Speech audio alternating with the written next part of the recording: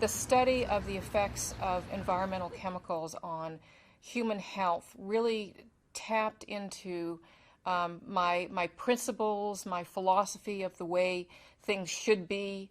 It really tapped into what I believe about the world. And so it was not just interesting scientifically, but it really resonated with what I think is important.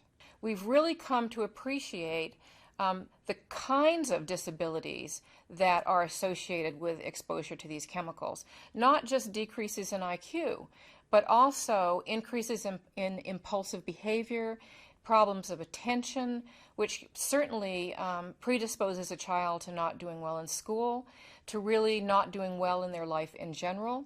Some of these chemicals are associated now with, we're beginning to understand, with increases in criminality.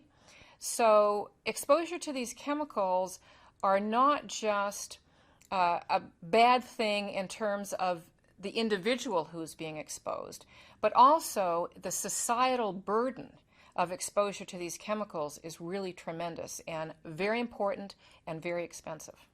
The number of new chemicals that are being put into the environment every year is massive. It's thousands. And many of them do, at least at the moment, make our lives better. They make our lives more convenient. But the fact of the matter is that in this country, the laws are written such that manufacturers can put chemicals into the environment with no testing.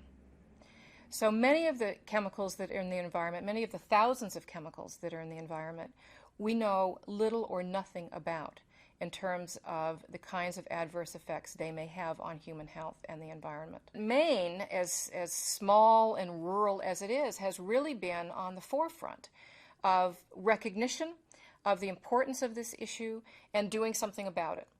And we were, along with Washington, the first states to ban one of the major flame retardants, deca-BDE, which is increasing exponentially in the environment.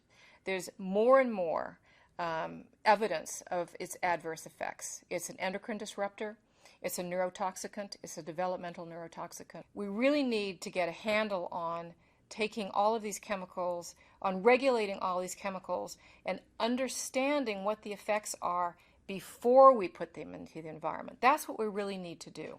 The same way we do with drugs, and the same way, at least nominally, we do with pesticides. We need to know what they do before we put them out there.